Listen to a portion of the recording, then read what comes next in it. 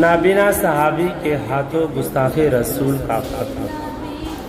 حضور صلی اللہ علیہ وسلم مسجد نبوی میں تشریف فرما تھے۔ حضور صلی اللہ علیہ وسلم نے فرمایا، میرے صحابہ کوئی تم میں سے ہے جو میرے دشمن کو قتل کر ڈالے۔ دشمن کون ہے؟ دشمن کا نام ابو رافع ہے۔ یہ ابو رافع چوکوں میں، چوراہوں میں، گلیوں میں، بستیوں میں، گویا ہر جگہ نبی صلی اللہ علیہ وسلم کو گالیاں دیتا ہے۔ جب حضور کو پتہ چلا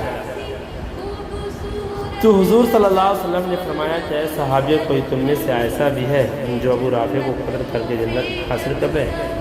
صحابہ موجود تھے۔ ہر صحابی کے دل میں ایک خواہش تھی کہ اس کو قتل کر لے۔ اسی مسجد نبوی کے کونے میں ایک صحابی بیٹھا ہوا تھا جس کا نام عبداللہ بن ابی عتیق ہے، جو آنکھوں سے نابینا تھے۔ کہ رسول صلی اللہ علیہ وسلم اللہ کے دروازے پر سجدہ میں گر جاتے ہیں، ہاتھ بھر کر کہتا ہے، اللہ میں جنگ بدر و احد اور خیبر میں نہ جا سکا کیونکہ میں نابینا معذور ہوں، اس کا مجھے بہت افسوس ہے۔ اے اللہ، رسول اللہ صلی اللہ علیہ وسلم کے دشمن کو میرے ہاتھ و قتل کرا کے مجھے جنت کا ٹکٹ عطا فرما۔ اس صحابی کی یہ دعا قبول ہوتی ہے۔ حضرت عبداللہ بن ابی عتیق مسجد سے باہر آئے اور گھر چلے گئے۔ گھر آ کر ایک خنجر لیا اور اپنی قمیض میں چھپا لیا اور ابو رافع کا محل کی تلاش میں نکلا۔ 1 میل باہر اس کے محل کے دروازے پر پہنچ گیا۔ دروازے پر دربان کھڑا تھا۔ اس سے پوچھا کہ ابو رافع کب آئے گا؟ میں اس سے ملنا چاہتا ہوں۔ دربان نے دیکھا کہ یہ آنکھ سے نابینا ہے، کوئی سوالی ہوگا اور ابو رافع سے سوال کرے گا۔ اس دربان نے دروازہ کھول دیا۔ چنانچہ عبداللہ بن ابی عتیق اور اندر تشریف لے آئے اور ایک کونے میں بیٹھ گئے۔ شام ہو چکی تھی، اب تک سردار نہیں آیا تھا۔ عبداللہ بن ابی عتیق نے دربار کے کسی شخص سے پوچھا کہ سردار کب آئے گا؟ پتہ چلا کہ رات کو آئے گا۔ چنانچہ سردار عشاء کے وقت آ گیا۔ عبداللہ بن ابی عتیق نے کسی سے پوچھا، سردار کہاں جا رہا ہے؟ پتہ چلا وہ اس وقت شطرنج کھیلے گا اور اس کے بعد آرام کرے گا۔ ادھر یہ صحابی رسول صلی اللہ علیہ وسلم حضرت عبداللہ بن ابی عتیق مکان کے بالا خانے میں چڑھ گیا جہاں سردار شطرنج کھیل رہا تھا۔ چنانچہ ابو رافع یہودی شطرنج کھیلنے کے بعد اپنے بالا خانے میں چلا گیا، وہاں جا کر آرام کرنے لگا۔ یہ صحابی آنکھوں سے نابینا تھے، اس کے دروازے پر جا کے بیٹھ گئے۔ کسی نے کہا یہ صحابی ہے، شاید یہ مانگنے والا ہے، اس وجہ سے کسی نے کوئی توجہ نہیں دی۔ آدھی رات ہو چکی تھی، اندھیرا جا چکا تھا اور دربار کے سارے لوگ جا سو چکے تھے۔ اس صحابی رسول عبداللہ بن ابی عتیق نے اندازہ لگایا سردار کہاں سوتا ہے۔ جس کمرے میں سردار سوتا تھا اس کمرے کے ایک کونے میں جا کر بیٹھ گیا۔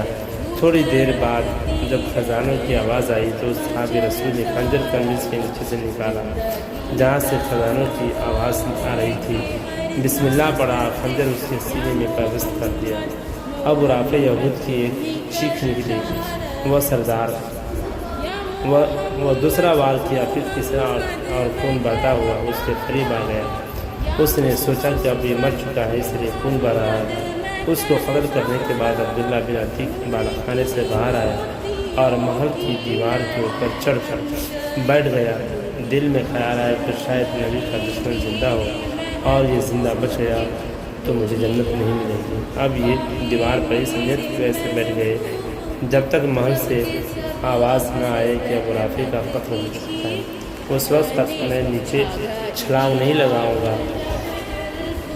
آدھی رات کا وقت ہے۔ ایک آدمی نے تہجد کے وقت اذان کیا، اوے لوگوں، ہمارا سردار ابو رافع قتل ہو چکا ہے۔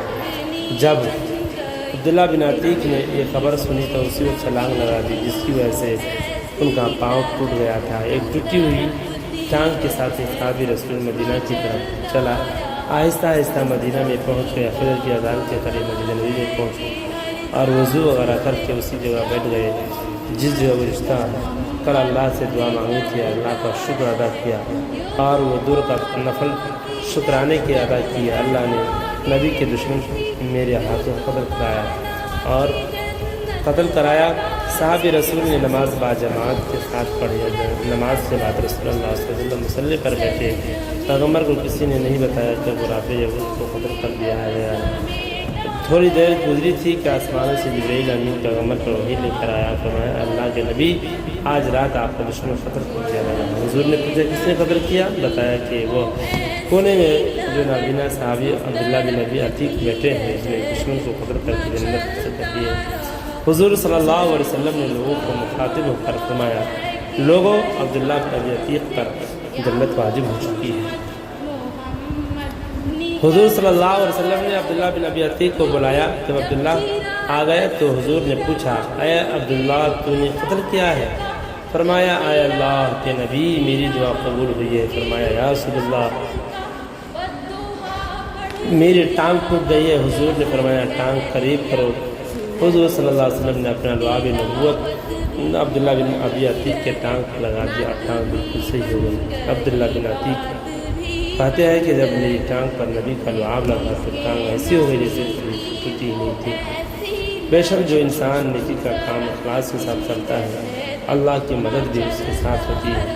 جیسا کہ اس واقعے سے بھی یہی ہمیں سبق ملتا ہے کہ اللہ تعالیٰ ہمیں بھی دین کے سمجھ عطا فرمائے۔ آمین یا رب العالمین۔